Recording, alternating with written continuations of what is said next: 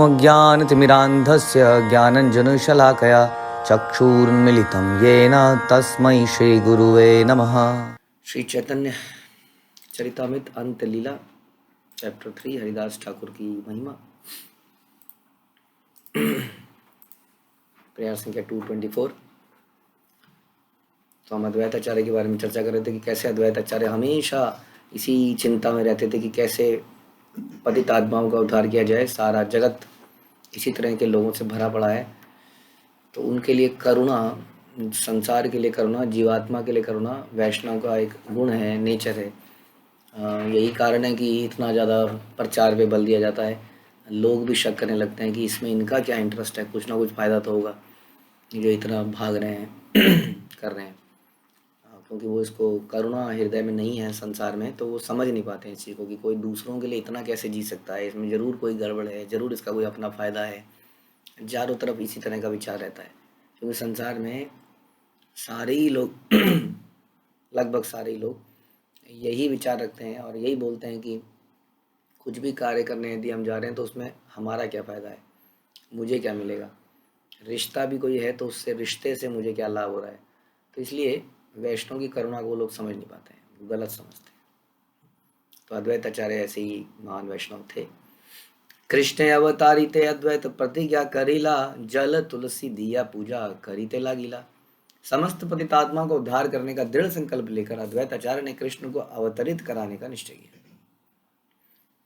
तो अद्वैत आचार्य ऐसी पोजीशन में थे कि वो ऐसा कर सकते थे, है ना। हम नहीं कर सकते हैं कि हम भगवान को अवतरित कराने का निश्चय करेंगे। हम भगवान को सर्व करने का निश्चय करते हैं, प्रार्थना करते हैं, लेकिन अद्वैत आचार्य तो स्वयं महाविष्णु थे। तो हमारा भाव क्या होना चाहिए कि हम जैसा भगवान हमें रखेंगे हम वैसा ही रहेंगे और भगवान की भक्ति में लगे रहेंगे। तो अद्वैत आचार्य तो बहुत ही बड़ा बीड़ा लिए थे और कहते हैं कि चैतन्य महाप्रभु बोलते थे कि मैं तुम्हारे बुलाने पर ही इस संसार में आया हूँ। इस व्रत के साथ भगवान की पूजा करने के लिए वे गंगा जल तथा तुलसी दल अर्पित करने लगे। अब देखिए, इसको कहते हैं वैष्णव पद्धतियाँ, इसको कहते हैं दिव्य तपस्याएं। एक तपस्या होती है जिसमें आदमी अपने अंगूठे पे खड़ा हो जाता है, नाखून पे खड़ा हो जाता है, अपना गला काट के अर्पित करता है। यहाँ पर भी बता रहे हैं कि एक दृढ़ संकल्प लिया। सोचा कि कोई दृढ़ संकल्प लिया, क्या किया उन्होंने। ऐसा तो नहीं है हवा में लटक गए, पेड़ में उल्टे लटक गए। उन्होंने क्या किया, गंगा जल और तुलसी दल अर्पित करने लगे डेली, नित्य। ये वैष्णव बड़े साधारण काम करता है, लेकिन बड़ा दृढ़ संकल्प होता है उन कार्यों में और बड़ा भाव से उनको करना चाहता है। हमारे संकल्प जो हैं साधारण ही है, रोज नित्य कम से कम 16 माला करना, और उसके अलावा भगवान की आरतियाँ करना, श्रवण करना, कीर्तन करना। इन्हीं को हम कितना अच्छे से करते हैं उतना हमारा दृढ़ संकल्प दिखता है। यदि श्रवण करते हुए हम बहुत सारे काम भी कर रहे हैं साथ साथ, तो श्रवण का वो लाभ नहीं मिल पाएगा कभी भी, क्योंकि हमारी चेतना इतनी एब्जॉर्ब नहीं करने वाली है। अभी हम इतना एब्जॉर्ब नहीं कर सकते चीज़ों को। सेंटेंसेस के अंदर कई बारीकियाँ होती हैं और उसके अंदर कई चीज़ें बोल दी जाती हैं, हम उसको ध्यान में नहीं रख पाते। इसलिए we have to be best यही है कि हम ध्यान से बैठ कर सुने। पूरे दिन तो हम भाग ही रहे हैं फॉर समथिंग, एटलीस्ट कुछ समय अपने जीवन के लिए ऐसा निकालें जिसमें हम केवल सुन रहे हैं और कोई काम नहीं कर रहे हैं, बैठे हैं। तो इसी तरह से वैसे ही जप है, जप को कैसे किया जाए कि हम जप के लिए ही बैठे हैं और कुछ नहीं कर रहे हैं। तो यही हमारी ये दृढ़ संकल्प है। संकल्प साधारण है, लेकिन उसकी क्वालिटी को हम बढ़ाते चले जाते हैं जैसे जैसे हम और ज़्यादा स्ट्रांग बनते चले जाते हैं।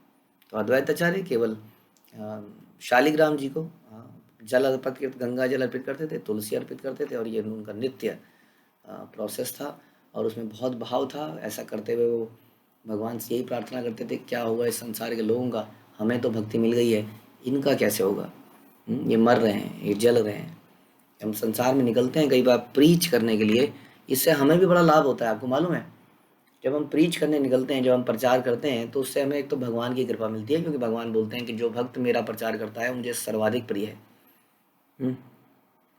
एक तो हमें भगवान की कृपा प्राप्त होती है जब जीवात्माओं को जोड़ते हैं।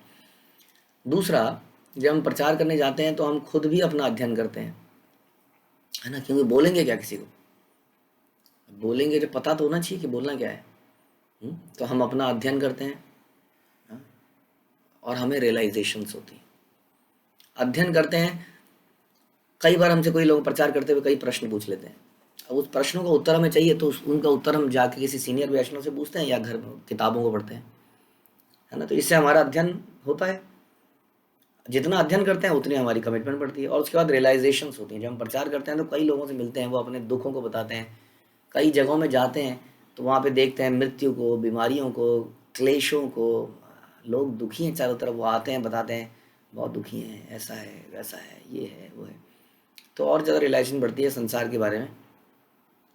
और जब हम उनको सोल्यूशन बताते हैं कृष्ण भावनामृत, तो हमारी खुद उस सॉल्यूशंस के प्रति श्रद्धा बढ़ती है। और जब हम देखते हैं उनके जीवन को परिवर्तित होते हुए, हाँ, तो हमें आनंद भी आता है और हमें और ज़्यादा हमारी श्रद्धा बढ़ जाती है।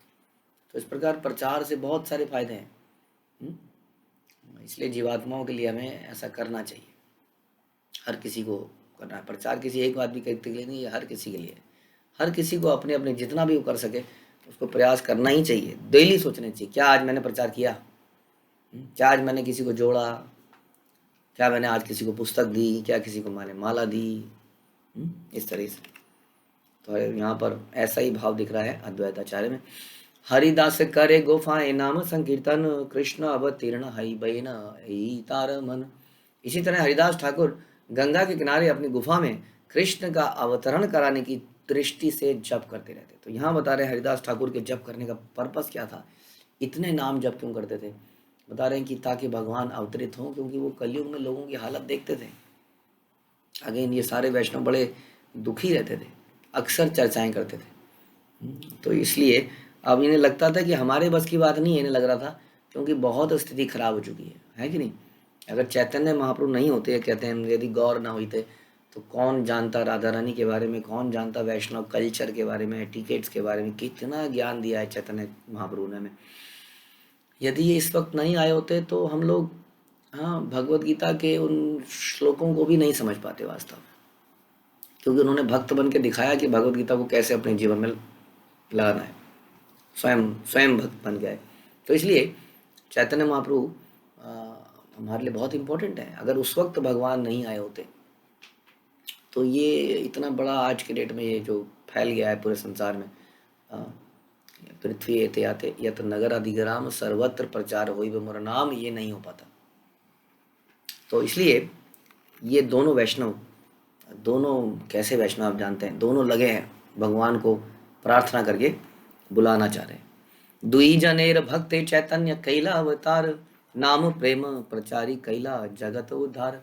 इन दोनों व्यक्तियों को की भक्ति के कारण चैतन्य महाप्रभु अवतार के रूप में आए और इस तरह सारे जगत का उद्धार करने के लिए उन्होंने भगवान के पवित्र नाम तथा कृष्ण प्रेम का प्रचार किया।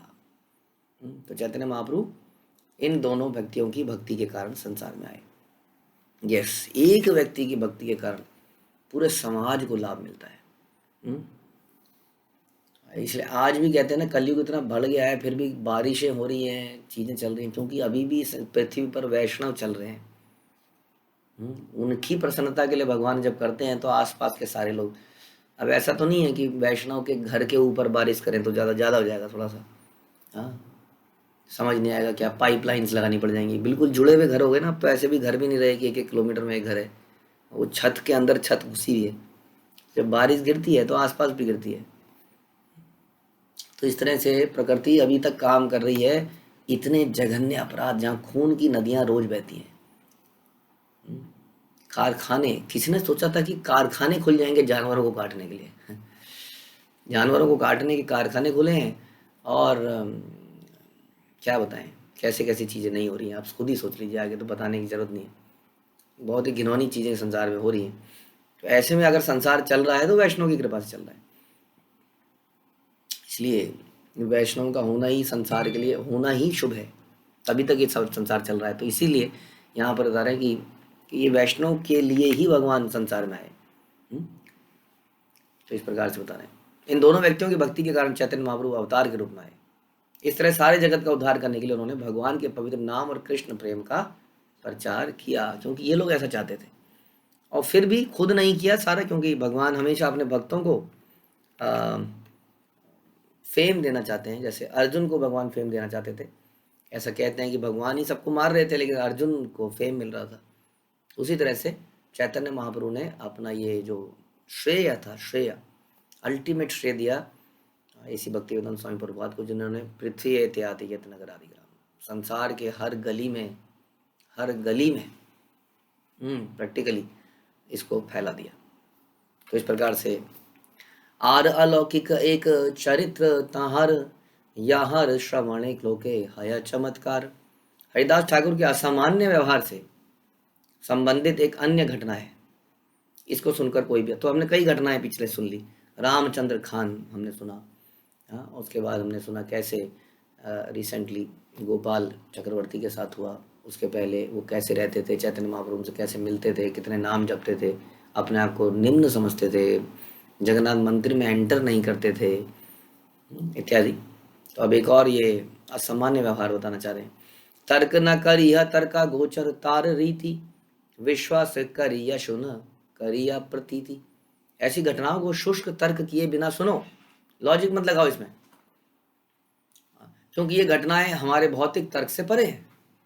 मनुष्य को इन पर श्रद्धा पूर्वक विश्वास करना चाहिए। पूरा जो आध्यात्मिक प्रोसेस है वो श्रद्धा पर आधारित है। अब आप कहेंगे क्या ये अंधविश्वास नहीं है? अंधविश्वास इसलिए नहीं है क्योंकि आप जब श्रद्धा करके आगे बढ़ते हैं तो देन यू फील इट, आप इसको महसूस कर सकते हैं, रियलाइज कर सकते हैं, जैसा कि सब कर रहे हैं।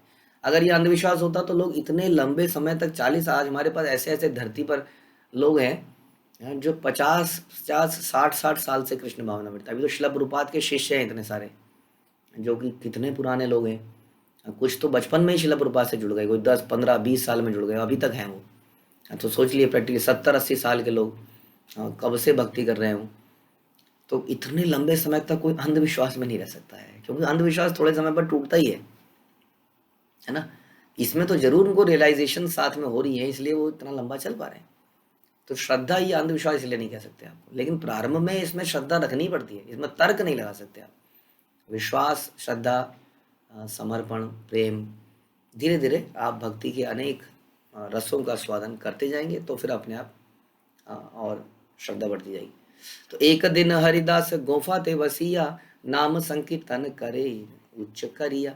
और एक दिन हरिदास ठाकुर अपने गुफा में बैठे थे, आपको याद है अद्वैत आचार्य ने इनके लिए ये गुफा बनाई, वहाँ पर बैठे थे और अत्यधिक उच्च स्वर से पवित्र भगवान नाम का कीर्तन कर रहे थे। ज्योत्स्नावती रात्रि दश दिक्सु निर्मल, गंगा लहरी ज्योत्स्नाए करे झलमल। पूर्णिमा की रात्रि थी जिससे गंगा की लहरें झिलमिला रही थी, सारी दिशाएं निर्मल और प्रकाशवान थी। द्वारे तुलसी लेपा पिंडिर ऊपर, गोफार शोभा देखी लोकेर जुड़ाए अंतर। स्वच्छ वेदी पर तुलसी के पौधे से युक्त गुफा की शोभा को जो भी देखता था वह चकित रह जाता था और हृदय से संतुष्ट। अब गुफा में लोग संतुष्ट रहते थे। आप देखेंगे कि वैष्णव के घर में घुसते ही लगेगा बड़ा अच्छा सा फीलिंग आएगी। जितना वहाँ पर भक्ति का भाव माहौल होगा उतना अच्छा फीलिंग आएगी उस घर में। तो यही कारण है, वो जगह बड़ी दिव्य बन जाती है। साधारण दिखने वाले वैष्णव लोगों को बड़े अट्रैक्टिव लगते हैं। और लोग अपना अट्रैक्टिव बनने के लिए न जाने क्या क्या करते हैं, अपने घरों को सजाने के लिए न जाने क्या क्या करते हैं। लेकिन एक साधारण सी भी जगह जहाँ पर भक्त हैं, वैष्णव है, कृष्ण है वहाँ पर वास्तव में, इसलिए वो जगह बड़ी सुंदर लगने लगती है। तो एक गुफा जैसी चीज़ भी लोगों को सुंदर लगने लगी। हाँ, और जो भी वो गुफा को ही देखता था उससे बड़ा संतुष्टि होने लगती थी। हे न काले एक नारी अंगने आईला, तार अंग कांते स्थान पीतवर्ण आईला। उसी समय एक सुंदर परिदृश्य में एक स्त्री आंगन में प्रकट हुई। उसके शरीर का सौंदर्य इतना प्रकाशमान था कि सारा स्थान पीली आभा से भर गया। तो एक स्त्री पहले आई थी, रामचंद्र खान द्वारा भेजी गई, अब ये एक और स्त्री यहाँ पर आ गई है। तो यह आंगन में प्रकट हुई है और उसके शरीर का सौंदर्य बड़ा प्रकाशमान है। हर बेल जो है लाभकारी नहीं होती है, बेल को सहारे की आवश्यकता होती है। उसी तरह स्त्री भी सहारा ढूंढ रही होती है। जरूरी नहीं है कि हर उस व्यक्ति को सहारा देना है जो सहारा लेने आया है।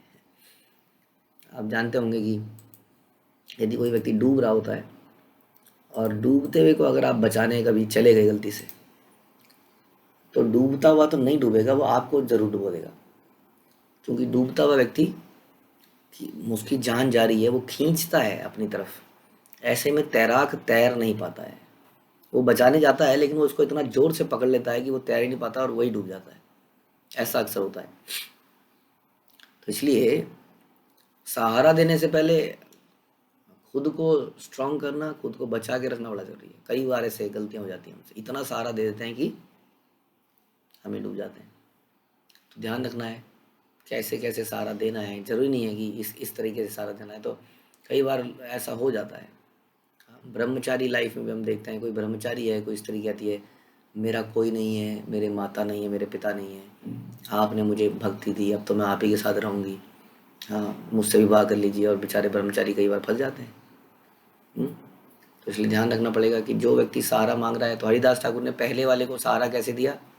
हरिनाम का सहारा दिया, है ना। हाँ बैठो, सुनो, लो माला करो, ये सहारा नहीं कि हाँ जी आइए, तुम्हारे वो कौन है, तुम्हारा ये कौन है, मैं ये भी कर देता हूँ, मैं वो भी करता हूँ। मतलब सोचना पड़ेगा इस बारे में। तो यहाँ पर एक और स्त्री जो है आंगन में प्रकट हुई है। तार अंग गंधे दश दिक अमोदित भूषण ध्वनि तेज कर्ण हया चमकित। उसके शरीर की सुगंध से सारी दिशाएं महकने लगी, उसकी गहनों की झंकार से कान झंकरित होने लगे। अगेन कहते हैं ना कि everything that glitters is not gold. हर चमकने वाली वस्तु सोना नहीं है, हर सुगंध भी अच्छी नहीं है। आजकल दिव्य सुगंध बहुत अच्छी परफ्यूम से भी आ जाती है। इल्यूजन क्रिएट, संसार में इल्यूजन ही क्रिएट करता है। ऐसा हम सुनते हैं कि दिव्य जब तपस्याएं करी जाती थी तो उनके शरीर में ही सुगंध आने लगती थी तपस्या से के बल से।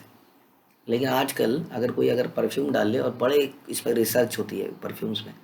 शुरू में तो परफ्यूम्स ऐसे आते थे कि लगता था केमिकल है, धीरे धीरे उस पर इतनी रिसर्च करी कि लगता है कि नेचुरल फूल ही की खुशबू है। कहाँ है फूल? शरीर में तो कहीं दिख नहीं रहा, खुशबू कहाँ से आ रही? ओह, इनका शरीर तो दिव्य है। ऐसा फीलिंग आती है। देखिए ये बड़ी सटल फीलिंग्स है।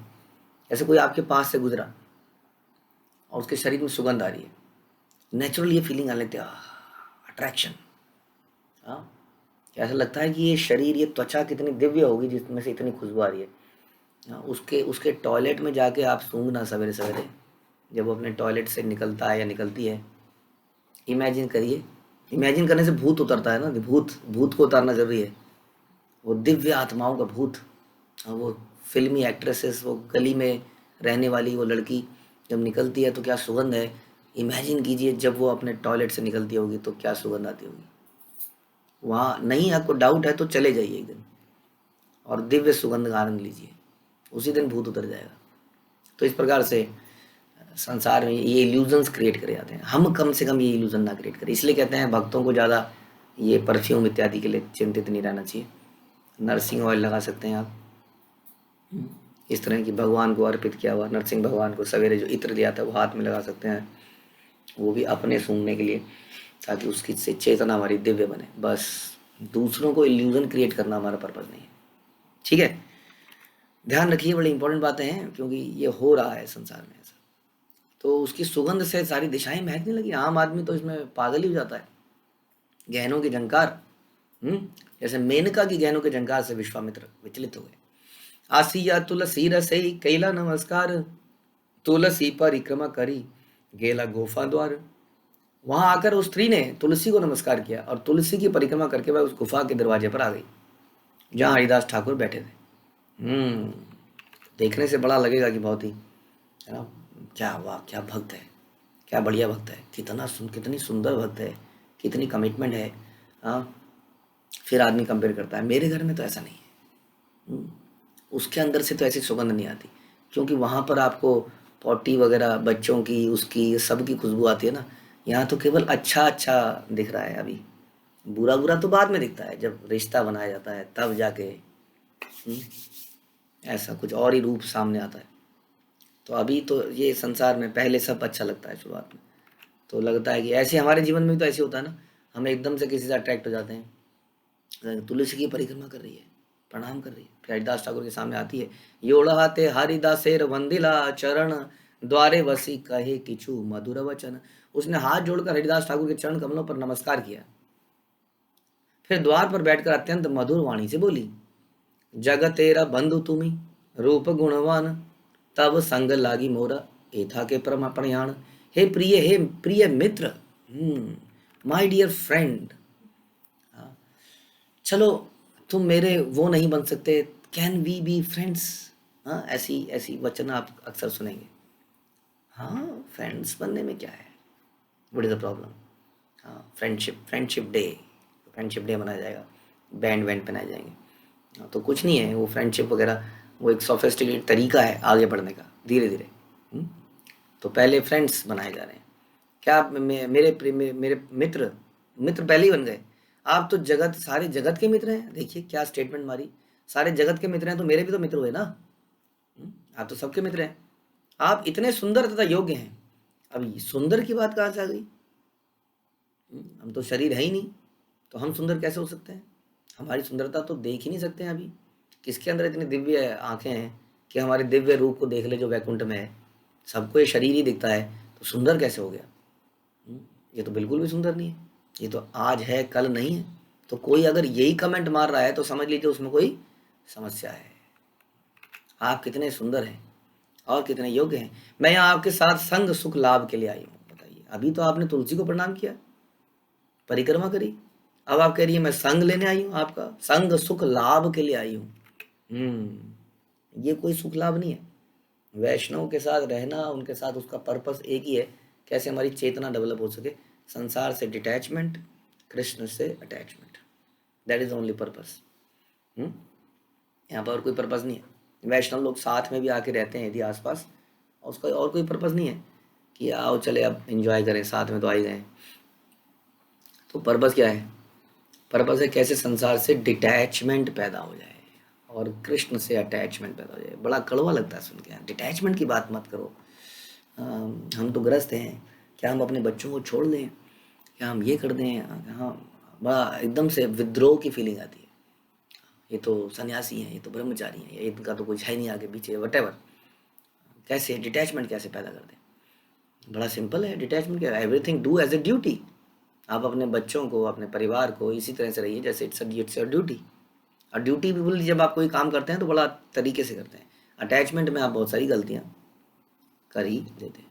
हमसे बहुत सारी गलतियाँ थी। मैं पढ़ रहा था गुरुकुल का जो एक नारद मुनि एक स्टेटमेंट बोलते हैं श्रीमद् भागवत में, और शिला प्रभुपाद भी बताते हैं कि नारद मुनि क्या बोलते हैं कि व्हाट इज़ ब्रह्मचारी आश्रम, श्रीमद् भागवतम 7.12.1 में, कि एक जो स्टूडेंट है उसको पूरी तरह से अपने इंद्रियों पर नियंत्रण करना सीखना चाहिए, 100% नियंत्रण। और एक स्टूडेंट को स्टूडेंट लाइफ में क्या होना चाहिए, बड़ा ही हम्बल, सबमिसिव, और अपने स्पिरिचुअल, अपने गुरु के प्रति बहुत ही सरेंडर की भावना होनी चाहिए, फर्म सरेंडर। और उसको प्रतिज्ञा लेनी चाहिए कि वो गुरुकुल में रहेगा ब्रह्मचारी बनकर और अपने गुरु के बेनिफिट के लिए ही रहेगा। क्योंकि गुरुकुल से क्या जब पर्पस पूछा जाता है तो कई लोग बोलते हैं टू बिल्ड अ पर्सन जो कि सोसाइटी में कुछ दे पाए, एक build a character, build this and build that, nurture values, वो सब थोड़ा सेकेंडरी है, एकदम से मेन उद्देश्य नहीं लगता है। मेन उद्देश्य शिला प्रभुपाद बोलते हैं to make devotee, excellent devotee, that is only purpose of gurukul. अब ये हमने क्यों बोला, इसलिए बोला कि आउट ऑफ अटैचमेंट हमें लगता है ओ मेरा बेटा किसी के घर में झाड़ू लगाएगा, हाँ, अरे मेरा बेटा सामान क्यों उठाएगा, मेरे बेटे को सामान क्यों उठाना चाहिए, उसका क्या रोल है, वो क्यों नहीं उठा रहा है सामान। जरा सोचिए क्या ऐसा कभी हुआ है आपके साथ। उसके साथ अरे वो तो बीमार था, अरे वो कमज़ोर हो रहा था, उसको ये हो रहा था। हम यहाँ पे प्रभुपाद यहाँ पे बता रहे हैं, बहुत ही स्ट्रांगली बता रहे हैं कि माता पिता को उसमें रहना ही नहीं चाहिए बिल्कुल भी, किसी भी तरीके से। ये बता रहे हैं। सतस्वरूप दास को जो लेटर लिख रहे हैं उसमें भी प्रभुपाद इसके बारे में बहुत लिख रहे हैं कि कैसे वो ऑर्गेनाइज किया जाना चाहिए। क्योंकि माता पिता यदि वहाँ होंगे आसपास तो देख के करुणा में आ ही जाएंगे और फिर वो रोकेंगे। फिर वो माता, खास तौर पर माता आएगी, फिर अपने पति को बोले देखिए वहाँ पर ऐसा होता है, ऐसा किया जा रहा है, कैसा होगा मेरा लाल, उसको मच्छर तो नहीं काट रहे होंगे, उसको गर्मी तो नहीं लग रही होगी, उसको उसको खाने को क्या मिला, उससे कितना काम क्यों करा रहे हैं, वगैरह वगैरह। तो ये जो अटैचमेंट है, ये अटैचमेंट हमें मैं ये बताना चाह रहा था, हमें अपनी काम को ड्यूटीफुली नहीं करने देती। यदि इसी काम को हम ड्यूटीफुली कर रहे होते कि माई पर्पस, मेरे घर में जो बच्चे हैं उनका, उसको अव्वल नंबर का भक्त बनाना मेरा पर्पस है। प्रभुपाद कहते हैं यदि बचपन में वो इस तरह का जीवन जी लेता है तो वो पूरे जीवन में इंद्रियों को नियंत्रण में कर पाएगा, नहीं तो उसके जीवन में भी ऐसी घटना हो जाएगी जो अभी हम सुन रहे हैं, और फिर वो अपने आप को कंट्रोल नहीं कर पाएगा। लेकिन क्या करें, हम क्योंकि आउट ऑफ अटैचमेंट जीते हैं, हमें लगता है हम बड़ा लाड कर रहे हैं, उसको प्रेम दे रहे हैं, लेकिन हम उसको स्पॉइल कर रहे हैं एक्चुअली में। और ये काम ड्यूटीफुली नहीं हो रहा है, इसलिए परफेक्टली नहीं हो पा रहा है। यदि इसी काम को डिटैचमेंट से करते, ड्यूटीफुली करते, तो आप सही डिसीजन ले पाते। ये हम बताने का प्रयास कर रहे हैं। तो ये होना चाहिए पर्पस भक्तों में रहने का, detachment. Yes, it is true, detachment from this world does not mean इस संसार को छोड़ना, इसका मतलब नहीं है। डिटैचमेंट और त्यागने में अंतर है। ये हमें श्रील प्रभुपाद बहुत अच्छी तरीके से भगवद गीता के रिनंसिएशन के चैप्टर के परपर्ट्स में समझाते हैं। क्या मतलब है त्याग का? त्याग नहीं है त्याग। व्हाट इज त्याग? त्याग का मतलब ही यही है, भोगने की इच्छा को त्याग, उस वस्तु का त्याग नहीं करना है। इसलिए हम कभी नहीं कह रहे हैं आपको कि बच्चों को त्याग दीजिए। डिटैचमेंट का मतलब ये है, इसका मतलब है कि उनसे अटैचमेंट को त्याग दीजिए, क्योंकि वो अटैचमेंट आपको उनकी सही परवरिश नहीं करने देगी जो होनी चाहिए। वो लव एंड वो जो आर्टिफिशियल लव है दिखता है हमें, वो हमें कमज़ोर बनाता है। और जब हम ड्यूटीफुली काम करते हैं तो हम देखते हैं इसकी परवरिश ऐसे होनी चाहिए, हाँ ये होना चाहिए, ये नहीं होना चाहिए, तो हम स्ट्रॉन्ग डिसीजन ले पाते हैं जो कि उनके लिए लाभकारी होता है। तो ये हमारा पर्पस, ध्यान रखिए हमेशा, this is the purpose, detachment from the world and attachment to Krishna, जो कि सबके लिए हितकारी है, आपके परिवार के लिए भी। तो हे प्रिय मित्र, आप तो जगत के मित्र हैं, आप सुंदर हैं, योग्य हैं, मैं आपके साथ संग लाभ करने के लिए, संग सुख लाभ करने के लिए आई हूँ। मोर अंगीकार कर हैया सदया, दीने दया करे एई साधु स्वभाव हया। हे महोदय, आप कृपया मुझे स्वीकार करें और मेरे प्रति कृपालु हों। वाह, कृपा का क्या, कृपा वर्ड को कितना तोड़ा गया है, कितना मरोड़ा गया है, कितना मिस यूटिलाइज किया गया है, कितना मिस इंटरप्रेट किया गया है। यही है कृपा, यही तो कहते हैं। प्रभु जी बड़ी कृपा हो गई। क्या हो गया? मैं साइकिल से आ रहा था, मैं नीचे गिरा और फिर भी मुझे चोट नहीं लगी। अच्छा जी, तो चोटों से रक्षा करने के लिए हम बुला रहे हैं आप लोगों को। एक सुरक्षा कवच दे रहे हैं क्या हम आपको, जिससे चोट ना लगे, आरोग्य। एक नया पैथी है, ये भी एलोपैथी है, होम्योपैथी है, आयुर्वेदिक है, ये भी पैथी है, कृष्णा पैथी। आइए और रोगों से मुक्त रहिए। धीरे धीरे पता लगा इसका पर्पज यही हो गया। ऐसा तो ये तो कृपा, ये कृपा है। कितनी तरह की कृपा हमारे जीवन में हमें लगती है। मैं क्लास में फर्स्ट आया, प्रभु जी आपकी कृपा हो गई। ऐसे है ना, भौतिक जो हमें बेनिफिट्स मिलते हैं जीवन में, उसको हम कृपा मानते हैं अक्सर। चाहे धन, बिजनेस, सैलरी, कुछ भी, बहुत सारी चीज़ों को हम कृपा मांगते हैं अक्सर। तो वास्तविक कृपा ही नहीं है। तो इस लेडी ने भी कृपा को क्या मान लिया, तुम मुझे शारीरिक सुख दोगे, कितनी कृपा हो जाएगी आपकी। क्योंकि समस्त साधुजनों का स्वभाव है, क्या स्वभाव है, कि वो दीन और पतितों के प्रति कृपालु होते हैं। वाह जी वाह, क्या कृपा है आपकी। और ऐसी कृपा करते करते कई साधुओं ने बहुत सारे कुकर्म किए, कृपा करी उन्होंने। प्रेम का वितरण, प्रभु जी मेरे हृदय में बहुत अपार प्रेम है, वो प्रेम को मैं अपने हृदय में नहीं रख सकता हूँ, वो दूसरे के हृदय में मैं ट्रांसफ़र करना चाहता हूँ। उससे शारीरिक संबंध बनाते हैं तो प्रेम एक हृदय से दूसरे हृदय में जाता है। हाँ, वो दिल ऐसे आता है, एक दिल ऐसे आता है, वो दिल जुड़ जाते हैं ना। दिल से दिल मिले, पिक्चरों में बहुत देखा हमने। तो ट्रांसफ़र कर रहे हैं, वो प्यार को ट्रांसफ़र कर रहे हैं। प्यार के साथ में कई सारी डिजीज़ ट्रांसफ़र कर रहे हैं, सेक्सुअली ट्रांसमिटेड डिजीज़ भी ट्रांसफ़र कर रहे हैं, बहुत कुछ कर रहे हैं वो प्यार ट्रांसफ़र के चक्कर में। तो अभी तो हमें यही नहीं पता है कि प्रेम का मतलब क्या है। तो इसलिए वो क्या कह रही है कि साधु जन तो बड़े दीनों के पतितों के उद्धार करने वाले होते हैं, आप मेरा उद्धार कीजिए इस प्रकार से। इत बलि नाना भाव करे प्रकाश, यहाँ दर्शन मुनिर हया धैर्य नाश। यह कहकर वह विविध हाव भाव प्रकट करने लगी, उसको उनको अट्रैक्ट करने लगी। और जिसे देखकर बड़े से बड़े दार्शनिक का भी धैर्य छूट जाता। इसलिए we should pray to Krishna, भगवान देवी ऐसी गुणमयी मम माया दुरत्या। नहीं कर पाऊंगा, इतना सुनता हूँ फिर भी फिसल जाता हूँ, मेरे हाथ में नहीं है, मैं रोज़ कुकर्म कर देता हूँ। कई बार हमारे कृष्ण भावनामृत में कोई लाइफ में एक पार्टनर, लाइफ पार्टनर, पति पत्नी में से एक पार्टनर स्ट्रांग होता है और एक कमज़ोर होता है और वो गड़बड़ करता है, दूसरा पार्टनर उसको समझाता भी है तो भी उसको अंदर से रोष पैदा हो जाता है। क्या है, व्हाट इज दिस नॉनसेंस। फिर धीरे धीरे कभी लेक्चर सुनता है तो उसको समझ में आता है, ओ यार यस, ही वॉज राइट, मैं ही गलत कर रही थी। इस प्रकार से बाद में रियलाइज होता है, लेकिन क्योंकि वो उस वक्त बड़ा ही स्ट्रांग है ये, इसलिए वी शुड प्रे, भगवान मेरा टेस्ट मत लेना कभी, मैं टेस्ट में फेल ही होऊंगा, मैं लायक ही नहीं हूँ कि ये टेस्ट कभी पास कर पाऊँ, चलिए प्लीज़ मुझे इस टेस्ट से दूर रखिए। तो कह रहे हैं बड़े बड़े दार्शनिक का भी धैर्य छूट जाता, ऐसा वो करने लगी। तो फिर हरिदास ठाकुर ने क्या किया, निर्विकार हरिदास गंभीर आशाया, बलि तेला गीला तारे हया सदया। हरिदास ठाकुर अविचलित थे क्योंकि उनका दृढ़ संकल्प था। हाँ, वे उस पर कृपालु होकर उसे बोले। अब क्या कृपालु है, देखिए ये है कृपा, कृपा का वितरण क्या है, संख्या नाम संकीर्तन ए महायज्ञ मन्ये, ताहा ते दीक्षित आमी हया प्रतिदिन। मैंने प्रतिदिन निश्चित संख्या में नाम कीर्तन करने के महान यज्ञ व्रत की दीक्षा ले रखी है। You have to tell to the world.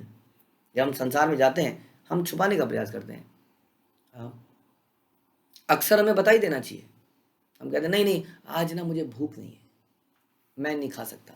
अरे साफ साफ बताइए, आप अनऑफर्ड नहीं खाते हैं, आप भगवान के भक्तों द्वारा बनाया हुआ ही खाते हैं, वो हमेशा ही तंग नहीं करेगा। आज आप ये बहाना मारोगे, कल दूसरा बहाना मारोगे, कल परसों तीसरा बहाना मारोगे। बताइए, हम दीक्षित हैं या हम स्पिरिचुअल प्रैक्टिशनर हैं, हमारे कुछ नियम हैं, ये हमारे जीवन जीने का तरीका है, हम ऐसे जीते हैं, ऐसे जीते हैं, खुल के बताइए ताकि दूसरा व्यक्ति आपको कभी भी तंग ना करे और घबरा भी जाए, ओहो ये आदमी ऐसा है, इससे दूर हो भैया। वो लड़कियां भी घबरा के रहेंगी, भैया इससे पास गए, इससे शादी हो गई तो मरी जाऊंगी मैं तो, ना तो खाता है, ना वीडियो देखता है, ना कपड़े पहनता है, ना पहनने देता है, नीरस कहीं का। वेरी गुड, समझ लीजिए जब ये बदनामी हो जाए तो बहुत ही बढ़िया हो गया आपके लिए, then you are safe. But if you want to be smart, smart की चटनी बन जाएगी एक दिन, ध्यान रखिए। तो यही है, इसलिए जितना आप अपने आप को सच्चाई को प्रेजेंट कर सकते हो सामने वाले के सामने कर दें, ताकि उसको कोई एक्सपेक्टेशन ना रहे आपसे। हाँ दिस इज, ये हम ऐसे जीते हैं जी, ये हमारी लाइफ है। हरिदास ठाकुर ने कहा मैं नाम संकीर्तन करता हूँ, इतने नाम लाख नाम जपता हूँ, इसके मैंने व्रत ले रखा है। ये व्रत बड़े इंपॉर्टेंट है हमारे जीवन में, ये व्रत हमें मरने से बचाते हैं। कोई सा भी व्रत, व्रत का मतलब होता है संकल्प। हाँ, कोई सा भी संकल्प जो हम करते हैं, तो हमारा मन जब विचलित होता है तो हमें लगता है नहीं यार ये तो संकल्प ले रखा है, ये तो मैं करूँगा ही, है कि नहीं, इतना तो मैं करूँगा ही। मैंने संकल्प ले रखा है कि मैं मिनिमम 16 राउंड तो करूँगा ही, क्योंकि मैंने अपने सीनियर्स को, आध्यात्मिक गुरु को, उन सबको वचन दे रखा है कि मैं 16 माला करूँगा ही, इसलिए इससे कम मैं नहीं करूँगा, ये मेरा वचन है। अब देखिए हमारा वचन तो बहुत छोटा सा वचन है, हरिदास ठाकुर का वचन बहुत बड़ा वचन था। हाँ, और उनके सामने जो स्थिति थी, हमारे सामने इतनी विचलित करने वाली स्थिति कभी भी नहीं आई, फिर भी हम अपने स्तर में से गिर जाते हैं। मैं देखता हूँ कई बार लोगों की माला छूट जाती है। ऐसा कोई कल्चर नहीं है, आप सुन लीजिए सब लोग कान खोलकर, कि आज की छूटी हुई माला कल करी जाए, ऐसा कोई सिद्धांत नहीं है। जबकि मुझे कहीं कहीं से पता लगता है लोगों ने ऐसा सिद्धांत बना लिया है, आज की माला छूट गई तो कल पूरी कर लेंगे। कोई आदमी 3 लाख व्रत लेने का वचन कर रहा है, आपके सामने दो दूसरी कथा आ गई है हरिदास ठाकुर की, और हम 16 माला केवल लगभग 25,000 हाँ नाम नहीं जप सकते हैं, उसकी भी हमारे को आज नहीं कर पाएंगे तो कल कर पाएंगे। आज हम सोए रह गए, आज ये हो गया, आज वो हो गया। तो ये जो व्रत हैं, ये गुरु परंपरा की हमें कृपा भी मिलती है, क्योंकि हमने उनके समक्ष व्रत लिए होते हैं, और हमारी दृढ़ता होती है, हमारे मन को रेगुलेशन मिलती है, नहीं ये मैं नहीं खाऊंगा, ये मैंने ना खाने का व्रत लिया है, मैं केवल इसी प्रकार का प्रसाद पाऊंगा। तो इस तरह के छोटे छोटे हम लोगों ने कई सारे व्रत ले रखे हैं ना। नहीं मैं यूट्यूब में घटिया वीडियोस नहीं देखूंगा, हाँ नहीं मैं, कई लोग पीछे से कई सारे लोग वीडियो देखते हैं, कहते हैं नहीं प्रभु जी इस वीडियो में क्या है, ये तो ठीक ही वीडियो है, कोई ऐसा वीडियो थोड़ी देख रहे हैं हम। कई लोग न्यूज़ चैनल्स देख रहे हैं, जानकारी होनी चाहिए, बहुत कुछ कर रहे हैं हम लोग। तो ये हम लोग क्या कर रहे हैं, हमने अपने लिए हरिदास ठाकुर जैसे व्रत नहीं बना रखे। इससे क्या होगा, इससे हमने एक वेंट खुले छोड़ रखे हैं, वहीं से गंदगी आएगी और हमें उड़ा के ले जाएगी। इसलिए ये स्ट्रॉन्ग व्रत हम इसलिए बनाते हैं क्योंकि हम एक बहुत ही खतरनाक जगह में जी रहे हैं, समझ लीजिए इस बात को, हम बहुत ही खतरनाक संसार में जी रहे हैं। इसलिए इन व्रतों का होना हमारी सुरक्षा के लिए है। ये मत सोचिए हमारे पर लाद दिया जा रहा है, ये हमें बचाव बचाव रखने के लिए है कि नहीं। कितने देखिए अब शिप जाता है तो उसमें कितनी ट्यूब्स लगाई जाती हैं, कितनी जगह तो वही खा जाता है। हम्म, अब वो कहे कि कितने पैसेंजर इसमें आ जाते हैं, लेकिन आपने सुरक्षा के चक्कर में ये लगाओ वो लगाओ, एरोप्लेन में बैठो बेल्ट लगाओ ये करो, बांध जाता हूँ यार मैं चिड़िया की तरह उड़ रहा हूँ फिर भी मुझे बांध रखा है, उड़ने दो मुझे। कई सारे नियम लगाए जाते हैं हमारी सुरक्षा के लिए। इन नियमों को हम स्वेच्छा से पालन करें, दृढ़ता से पालन करें तो हम भी, और प्रार्थना करें साथ में, तो हम बच पाएंगे, नहीं तो हम एक दिन शहीद हो जाएंगे। हरे कृष्णा। श्रील प्रभुपाद की जय, श्री चैतन्य चरितामृत की जय, श्री कृष्णदास कविराज की जय।